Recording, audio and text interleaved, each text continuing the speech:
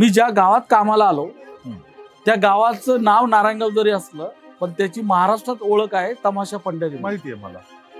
5-25 तमाशाचे troops येतात. हो. कलावंतांची गर्दी असते. हो. विठाबाईंना भेटत गेलो, त्या कलावंतांचे प्रश्न समजून घेत गेलो. आणि मग मला कोतापलेंनी सांगितलं बर की तू तमाशावर PhD. क्या बात.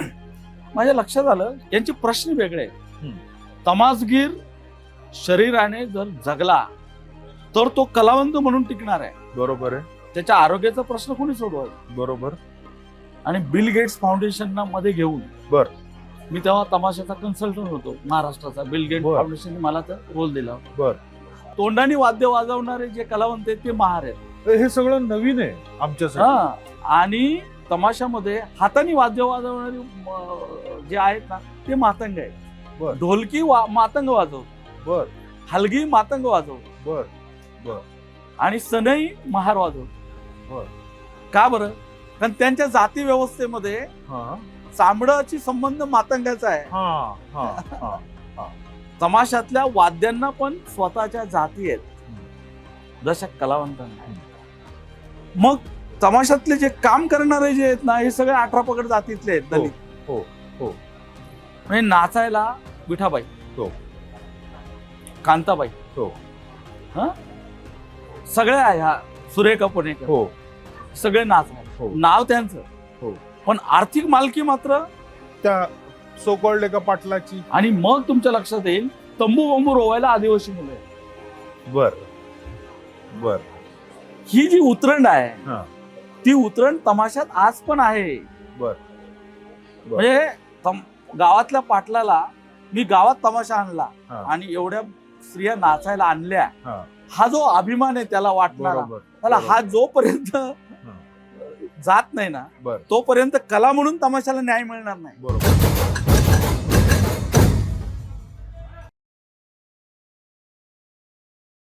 99 अखिल भारतीय मराठी साहित्य संमेलन.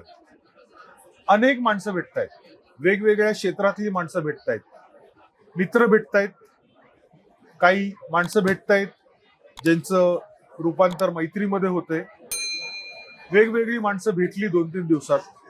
अशातच एक आमचे 2 दिवसापूर्वी एक व्यक्ती आम्हाला भेटला आणि तो फक्त आता व्यक्ती न राहता आमचे मित्र झालेले आहेत आणि मित्र तर झालेच आहेत, आमचे मार्गदर्शक मित्र झालेले आहेत. नाव आहे डॉक्टर मिलिंद कसबे. डॉक्टर साहेब नमस्कार. नमस्ते. नमस्ते. सुरुवातीचा आमचा पहिला प्रश्न एकदम ट्रेडमार्क प्रश्न असतो. मूड कसा आहे आज तुमचा? मूड चांगला आहे आणि तुमचा हा सगळा मराठी मूडचा माहोल बघून माझा मूड अधिक चांगला झाला. बर. आपण 99व्या साहित्य संमेलनात आहोत. काय वाटतंय बघून? खरं म्हणजे माझं असं मत आहे की मी आता 2-3 दिवसापासून या संमेलनाचा अनुभव घेतो आहे. आपण सगळेच उत्सवप्रिय आहोत. थोडंसं आशयाकडे पण जायला पाहिजे आणि म्हणून संमेलनांच्या मध्ये उत्सवाच्या बरोबर अधिक गंभीर आशयाकडे कसं जाता येईल याची पण मांडणी करायला हवी. या संमेलनाने काही गोष्टी त्या दिशेने पावलं टाकलेली आहेत. बर. उदाहरणार्थ आपल्याला मार्गदर्शन करणारी जुनी मंडळी त्यांनी इथं बोलवली. हो. हा एक वेगळा प्रयोग मला वाटला. बरोबर. दुसरी गोष्ट जे परिसंवाद ठेवलेले आहेत त्यात वक्त्यांचा तोचतोपणा टाळून काही नव्या वक्त्यांना त्यांनी संधी दिली. बरोबर. काही नवे विषय याच्यामध्ये आणले. फॅन्टॅस्टिक. आणि विशेषतः बालवाचक जे आहेत, बाललेखक जे आहेत, बाल साहित्याच्या बद्दल अधिक जागरूकता वाढवणारं हे संमेलन मला वाटलं. म्हणजे या संमेलनाने काही गोष्टी अशा नकळतपणे पुढच्या संमेलनांसाठी सूचित केलेल्या आहेत. फॅन्टॅस्टिक. की संमेलनामध्ये आपल्याला काही बदल करून अधिक विचार प्रगल्भतेकडे कसं जाता येईल. बरोबर. याची पावलं या संमेलनाने टाकलेली आहेत. राईट. आणि फाउंडेशन त्यांनी म्हणून मी या संमेलनाकडे अतिशय सकारात्मक दृष्टीने पाहतोय. राहिला प्रश्न या संमेलनात जी काही वाद तयार झाले, या संमेलनावर काही विधानं लोकांनी केलेली होती. या संमेलनातल्या सगळ्याच ऍक्टिव्हिटीकडे काही मंडळी शंकेने पाहत होती आणि अजूनही पाहत आहेत. तर याच्याबद्दल मी फार भाष्य करत नाहीये. मला असं वाटतंय की आपण सकारात्मकतेने पाहून आपल्याला काय बदल करायचे ते सुचवायला पाहिजे. बरोबर. म्हणजे एखाद्या गोष्टीला केवळ नावं ठेवून बसण्यापेक्षा त्या गोष्टीमध्ये इन्व्हॉल्व्ह होऊन तिला बदलण्याची क्षमता आपण ठेवायला पाहिजे, बरोबर असं मला वाटतंय. बरोबर. आणि मी बदल करू पाहणाऱ्या समूहाचा एक प्रतिनिधी म्हणून इथे आलेलो आहे. Fantastic fantastic. म्हणजे ह्या सगळ्या प्रस्थापित व्यवस्थेमध्ये आपला चेहरा हरवून चेहरा त्यांच्यात विलीन करून त्यांचा एक भाग होण्यासाठी मी आलेलो नाही. मी आलेलो आहे यासाठी की आपल्या अस्तित्वाच्या पाऊलखुणा इथे टाकून आणि या बदलाचा एक भाग बनून आपल्या विचाराकडे हे कसं नेता येईल याच्याकडे मी अशा अर्थाने पाहतो. मराठी मूड काही बदल करते? मला असं वाटतंय की तुम्ही ज्या पद्धतीनं या इव्हेंटकडे डिजिटल रूपात पाहतायत आणि तरुणांच्या हातात जाऊ पाहतायत, त्यांच्या मोबाईलमध्ये जाऊ पाहतायत. बरोबर. तर हे तरुणांच्या हातात जाणं जे आहे म्हणजेच नव्या पिढीला वैचारिक दृष्ट्या विचाराने जाग करणं आहे, सक्षम करणं आहे. बरोबर. आणि याचे रिझल्ट आता दिसणार नाहीत. बरोबर. पण पुढचे 50 वर्षांनी हे जे प्रयोग आपण आज जे नवीन करतो आहे ते 50 वर्षांनी उगवणार आहे.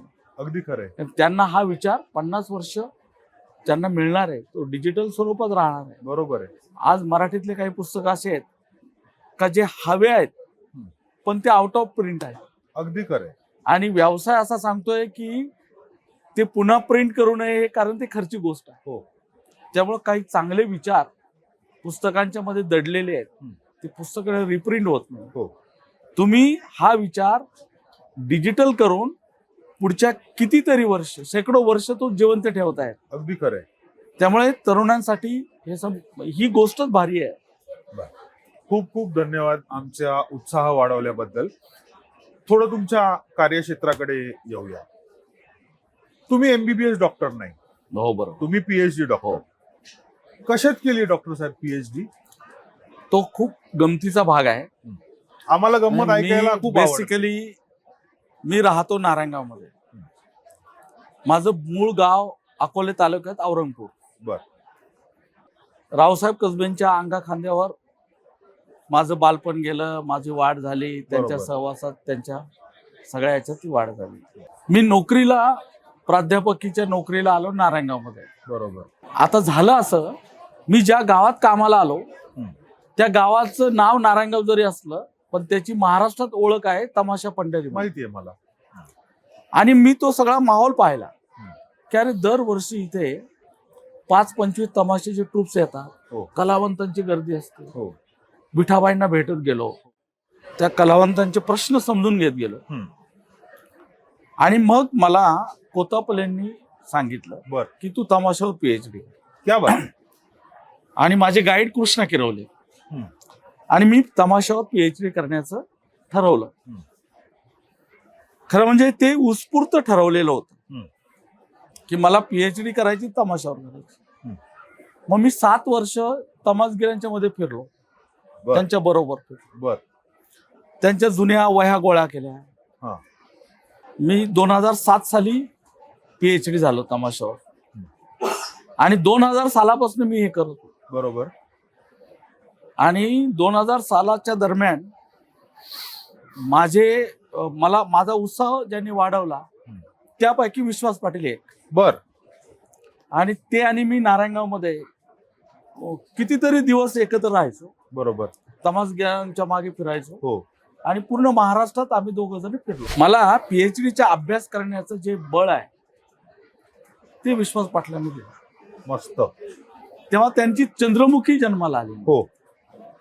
आमच्या सगळ्या याच्यामध्ये चंद्रमुखीच्या प्रस्तावने त्यांनी हे मांडलंय. बर. ते तमाशावर संशोधन म्हणजे हे करत होते, त्यांना कादंबरी लिहायची होती, मी संशोधन करत होतो. त्यामुळे आमची मैत्री तिथून झाली. बरोबर. पण मला तमाशाचं संशोधन करण्याचा माझा उद्देश वेगळा होता. त्यांचा उद्देश वेगळा होता. अगदी खरंय. मी या संशोधनाकडे जे वळालो त्या या सगळ्या तमासगीरांच्या प्रश्नांकडे आपल्याला लक्ष वेधायचं आहे म्हणून वळालो. बरोबर. मी संशोधन करताना तमाशातलं जे पारंपरिक संशोधनाचं जे काही धागेदोरे असतात तसं केलं नाही. बर. म्हणजे विद्रोही गण, भूमिका. गवळण, बतावणी, वग तो कुठून आला, मग त्याची भाषा कशी आहे, तर असं काही टिपिकल मराठीतलं संशोधन केलं नाही. बर. मी थेट भिडलो तमाशातल्या जाती व्यवस्थेत. तमाशातल्या जाती व्यवस्थेत. बर. मी भिडलो तमाशातल्या अर्थकारणाला. बर. मी भिडलो जुन्या तमासगिरांच्या सगळ्या आरोग्याला. बरोबर. त्यांच्या आरोग्याचं काय. मी भिडलो तमासगिरांच्या मुलांच्या शिक्षणाच्या प्रश्नांना. आणि मी सगळा समाजशास्त्रीय पातळीवर तमाशाचा अभ्यास केला. मी मराठीत करत होतो. मला माहित होतं की हे मला इकडे आणावं लागणार आहे. हो. पण मी फार थोड्या प्रमाणात ते आणलं. बर. पण मी ते समाजशास्त्रीय संशोधन करणं हेच माझ्यासाठी जास्त गरजेचं होतं. त्या काळामध्ये मला माझा दृष्टिकोन वेगळा होता. कारण लोककलांचं संशोधन करणारे महाराष्ट्रात 50 एक लोक होते त्या काळात. बरोबर. आणि आता माझे अध्यक्ष जे आहेत संमेलनाच्या तारा भावाळकर, हो, त्यांचं संशोधन लोकसाहित्यावर. बरोबर. आम्ही त्यांचं वाचत पुढे गेलो. हो. आम्ही मांडेंचं वाचत पुढे गेलो. खरंय. आम्ही मग ती सगळीच परंपरा जी आहे ती वाचत पुढे गेलो, अगदी रामचंद्र देखणेंपर्यंत. हो. माझ्या असं लक्षात आलं का ज्यांनी लोककला, तमाशा, लोकसाहित्य याचं सगळं जे संशोधन केलेलं आहे, हे संशोधन त्याचं उदात्तीकरण करणारच केलेलं आहे. बर. मग मी ठरवलं की उदात्तीकरण करणारं संशोधन आपल्याला करायचं नाही, वास्तव मांडायचं. मग मी शोधत गेलो काय भेटू शकतं. तुमच्या लक्षात येईल की ढेरेंपासून तर देखणेंपर्यंत बर मध्ये खूप लोक आहेत. या सगळ्यांनी तमाशा टिकावा, तमाशातलं नाचकाम कसं असतं, त्याचं मनोरंजन किती भारी असतं, त्याचं उदात्तीकरण केलंय सगळं. हो. सगळ्याच लोककलांचं उदात्तीकरण. हो.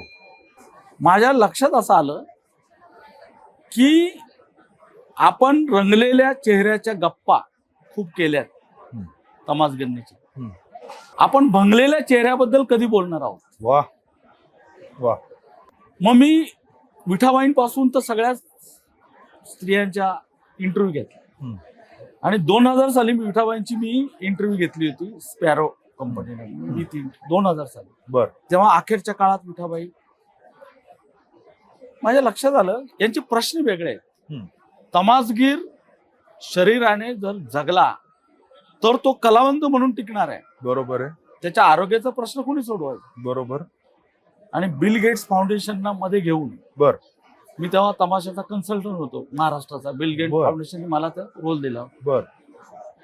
मी प्रत्येक जिल्ह्यात तमाशा कलावंतांसाठी डॉक्टर नेमले. फॅन्टॅस्टिक. आणि शासनाच्या मार्फत, बिल गेट्स फाउंडेशनच्या मार्फत. बर. आणि सगळ्या संगीत बारीत फिरून, बर, महाराष्ट्रातल्या त्या संगीत बारीत फिरून तिथल्या मुलींचा आम्ही एड्स अवेअरनेसचा कॅम्प चालवला. वा. वर्षभर हे काम चाललं. त्यांना काय कमतरता आहे त्यांच्या शरीरात, त्यांना स्किन डिसीज का झालेले आहेत, हे जे चेहऱ्याला लावतात ना, ते सगळं हलक्या क्वालिटीचं असल्यामुळे त्या सगळ्याच कलावंत. बरोबर. त्यांना टीबी का होतात, त्यांचे काय प्रॉब्लेम्स आहेत, असे प्रॉब्लेम्स मी सॉल्व्ह करण्यासाठी प्रयत्न केले. नुसतं संशोधन नाही केले, त्याच्यासाठीच प्रयत्नाचे मॉडेल उभं केलं. बर. आणि मग माझ्या लक्षात आलं कलावंतांना टिकवायचंय, पण आता आपल्याला कलेला पण कसं पुढे घेऊन जायचं, काय करता येईल ते कलेला. आणि मग पुढे जात थोडे मग मी मजेशीर असा गेलो त्या संशोधनात. तर मला PhD मिळावी की नाही मिळो याच्याबद्दल मला काही त्याच्यात हे नव्हतं, बर ती कधी मिळो. हम्म. पण माझं संशोधनातला आनंद जो आहे ना तो मात्र पुढे जात होता. बरोबर.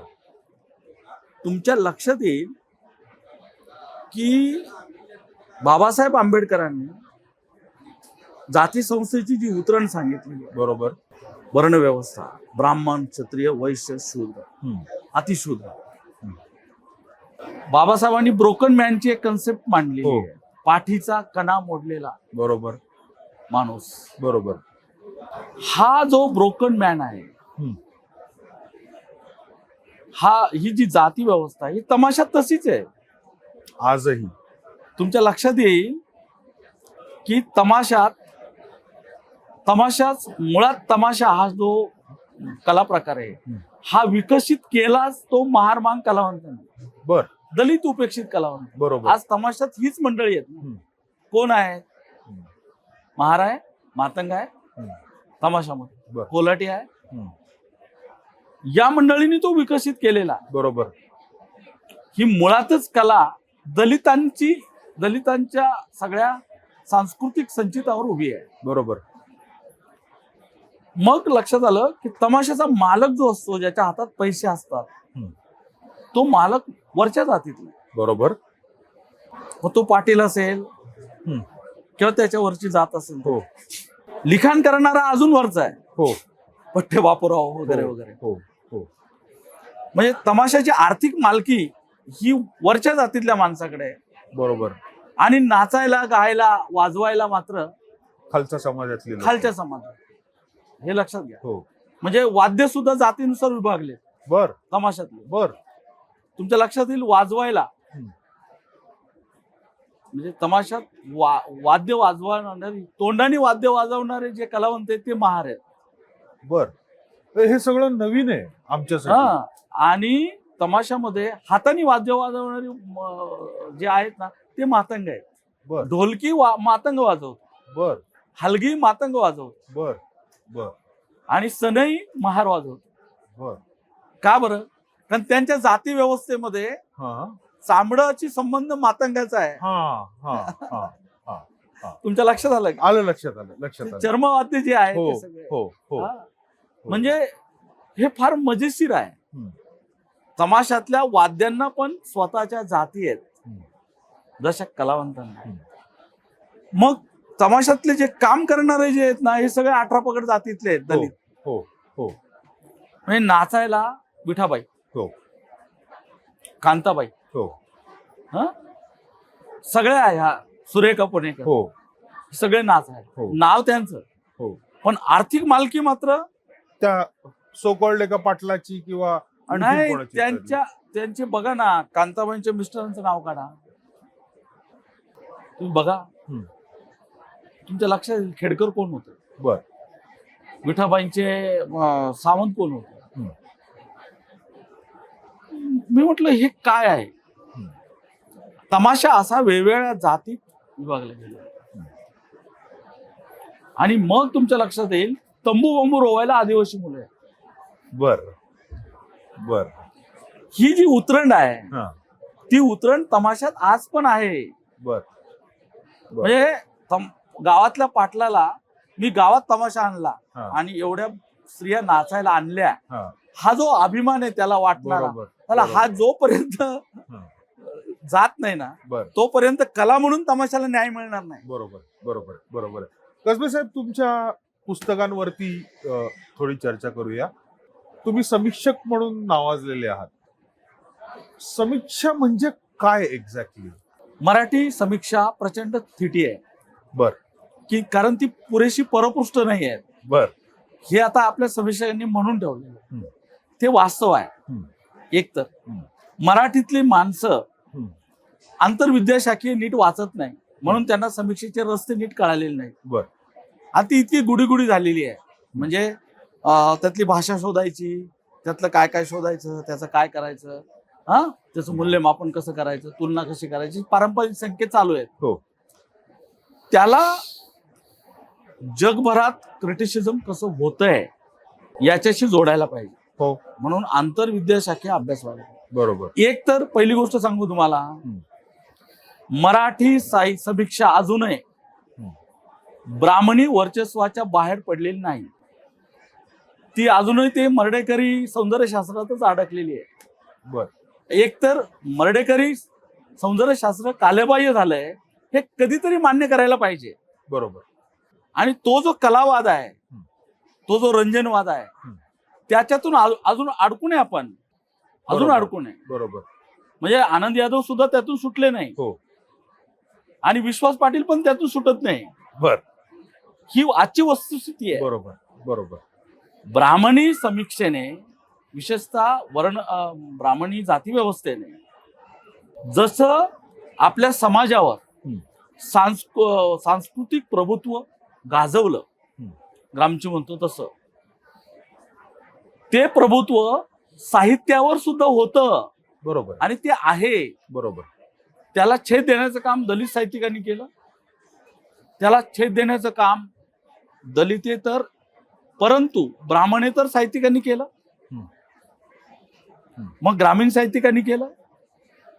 देशीवादाचा प्रभाव सुद्धा तो तसाच आहे. बरोबर. स्त्रीवादी सुद्धा. म्हणजे आपल्या ज्या प्रागतिक प्रवाह जे आहे साहित्याचे, यांनी समीक्षेचा एक नवा चेहरा देण्याचं काम केलंय. बर. पण दुर्दैव असं आहे की या प्रवाहातल्या समीक्षकांना आपला रस्ता अजून भेटत नाही. मला असं वाटतं तो रस्ता मार्क्स, फुले, आंबेडकर, गांधी यांच्या वैचारिक युतीत आहे. फॅन्टॅस्टिक. फॅन्टॅस्टिक. पर्यायी समीक्षा. बरोबर. पण दुर्दैवानं मराठी अभ्यासकांनी जर शरद पाटील, रावसाहेब कसबे आणि बाबूराव बागुल यांचं कॉम्बिनेशन समीक्षेत आणलं असतं तर मराठी समीक्षेला पर्यायी समीक्षा उभी करता आली असती. बर. पण ते तसं झालं नाही. ठीक आहे. कारण आपल्याला मार्क्सवादाची ॲलर्जी, कम्युनिझमची ॲलर्जी, आपल्याला दलितांच्या निळेपणाची ॲलर्जी, ह्या ॲलर्जेटिक समाजामुळे आपली समीक्षा पुरेशी व्यापक बनली नाही. आणि तिच्यातून त्याला बाहेर काढायचं असेल तर आता वैचारिक युतींची गरज आहे. मस्त. अतिशय योग्य विचार. समीक्षेकडनं आपण संपादकीय तुमच्या कामाकडे जाऊया. मला सांगा, संपादक म्हणजे असतं काय हो? एक्झॅक्टली तो माणूस करतो काय? मी काही तुम्ही समजताय तेवढा मोठा संपादक नाहीये. बर. मोठा समीक्षक पण नाही. बर. मी एका कार्यकर्त्याने समाजाच्या उन्नतीसाठी, सांस्कृतिक उन्नतीसाठी जे जे ग्राउंड लेवलला जे जे काम करायला पाहिजे ते करतो. बर. त्याच्यात मी तमाशावरचं संशोधन केलं. त्याचाच एक भाग म्हणून मी जी पुस्तकं लिहिली त्या पुस्तकांमध्ये काही पुस्तकं अशी आहेत की जी मी संपादित केली. बरोबर.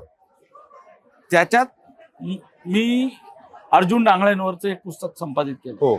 जे आपल्याकडे समोर आहे आता. त्यात सगळा दलित पॅंथरचा इतिहास आहे. बर. म्हणजे ढालेंपासून ढसाळांपासून तर तो सगळा दलित पॅंथरचा. संपादक ही भूमिका काय असते मला त्याच्याबद्दल सांगा. संपादकाने आपण हे पुस्तक का संग्रहित करतोय याची कारण काय आहे आणि तो कोणता विचार घेऊन ते पुस्तक जाणार आहे, पहिला याचा विचार करायला पाहिजे. बर. जे संपादित केलेलं आहे, जे मॅटर आपल्याकडे आलेलं आहे, जे साहित्य आपल्याकडे आलेलं आहे, जो आशय आहे आपल्या पुढ्यात, तो आहे तसा आशय एखाद्या पुस्तकात बंदिस्त करून ते पुस्तक छापून विकणं म्हणजे संपादित करणं नव्हे. बर. संपादक हा स्वतंत्र निर्मिती प्रक्रियेचा एक भाग असतो. बरोबर. जसा लेखकाने एखादी कलाकृती निर्माण करणं हो हे जसं एक नवीन काम आहे, बरोबर, तसं संपादकाने एखाद्या विषयावरचं पुस्तक संपादित करणं हे सुद्धा कलाकृतीला जन्म देण्यासारखंच आहे. अगदी खरं. आणि त्याने तेवढ्याच पावित्र्याने ते करायला पाहिजे, तेवढ्याच मनोभावे ते करायला पाहिजे. पण अलीकडं शिक्षण क्षेत्रामध्ये इकडं तिकडं जो काही मॅटर साहित्य घ्यायचं आणि लगेच एकत्र करायचं आणि संपादित पुस्तक म्हणायचं. बर. हा जो शैक्षणिक जो गोंधळ चाललेला आहे, विशेषतः विद्यापीठांच्या पायऱ्यांवर जे संशोधन तयार होतं, संपादकीय संशोधन, हे फार फार प्रचंड वाईटच आहे. एखाद्याला संपादक व्हायचं असेल तर काय त्याचा रोडमॅप काय असू शकतो? संपादकाचा रोडमॅप काहीच नाही. त्याने तो काय विचार करतोय हाच त्याचा रोडमॅप आहे. बर. एक तर संपादकाच्या त्यांनी ते पुस्तक कशासाठी प्रकाशित करायचं आहे त्याचे ध्येय निश्चित नसतील, त्याचा दृष्टिकोन व्यापक नसेल, हा, तर त्याला काही संपादकाला अर्थच नाही. बरोबर. म्हणून मग शैक्षणिक पुस्तकं हे काही उद्दिष्ट नाहीच आहे ना त्याच्या पुढे काही. म्हणून संपादकाकडे खूप मोठ्या जबाबदाऱ्या आहे. म्हणजे राजवाड्यांपासून तर ती परंपरा आहे मोठी. बरोबर. मराठीला बरोबर. संपादक हा तशा अर्थाने अर्धा विचारवंतच असला पाहिजे. खरंय, खरंय. पण ते आपल्याकडे होत नाही. तुमच्याकडे सांगण्यासारखं खूप आहे. मलाही तुम्हाला खूप प्रश्न विचारायचे आहेत, पण अनफॉर्च्युनेटली काय आहे, आपल्याला वेळेची खूप कमतरता आहे. तुम्हालाही तुमच्या पुढच्या परिसंवादाला जायचंय. आज आपण इथे थांबूया. यस. ओके. आणि आपल्या मुंबईच्या स्टुडिओमध्ये अगदी छानपैकी यस वैचारिक गप्पा यस या विषयावरती यस आपण मारूया. आज नाही उद्या, उद्या नाही परवा, अशा पद्धतीने आपण ते करूया. पण तरी पण तुम्ही वेळात वेळ काढून इथे आलात. आम्हाला खूप काही नवीन गोष्टी तुमच्यातर्फे कळल्या, त्याबद्दल तुमचे खूप खूप धन्यवाद. धन्यवाद. आपल्या पॉडकास्टची सुरुवात प्रश्नांनी होते, पण शेवट मात्र गोडच होतो आपला. Yes yes. तर सातारा आहे म्हणजे कंदी पेढे आहेत, आणि कंदी पेढे आहेत म्हटल्यावरती लाटकर साहेबांचे कंदी पेढे आहेत. सो मोदी पेढ्याचा जो ब्रँड आहे तो आपला ब्रँड पार्टनर आहे. आपण जी काही एवढी वैचारिक चर्चा केलेली आहे त्याच्यामुळे आपल्याला भूक लागलेली आहे, तर त्यासाठी त्यांनी आपल्याला पेढे आणि बर्फी इथे दिलेली आहे. त्याच पद्धतीने रिटकवली नावाचं इथे एक गाव आहे, तिथे एक फेमस चिवडा तयार होतो, तेही आपले पार्टनर्स आहेत. सो त्यांनीही आपल्यासाठी थोडंफार ठेवलेलं आहे. आणि खाल्लं त्याच्यानंतर पाणी तर पाहिजे ना, तर ऍड प्लस नावाचा एक ब्रँड आहे, त्यांनी आपल्याला पाणी देखील पुरवलेलं आहे. ते आपले हायड्रेशन पार्टनर्स आहेत. सो जायच्या आधी मी तुम्हाला आग्रह करीन की याचा स्वाद घ्या आणि मगच आपण थांबूया. लोककला म्हणजे काय, त्याच्या मागे अर्थकारण काय आहे, त्याच्या मागे राजकारण काय आहे, या अनेक विषयांवरती आज आपण थोडी चर्चा केली. समीक्षा म्हणजे काय, संपादन म्हणजे काय, याला देखील आपण टच केलं. पण वेळेच्या अभावी आज आपल्याला इथेच थांबायला लागतंय. पण नक्की परत लवकरच भेटूया. आज इथेच थांबतो. जय हिंद, जय महाराष्ट्र.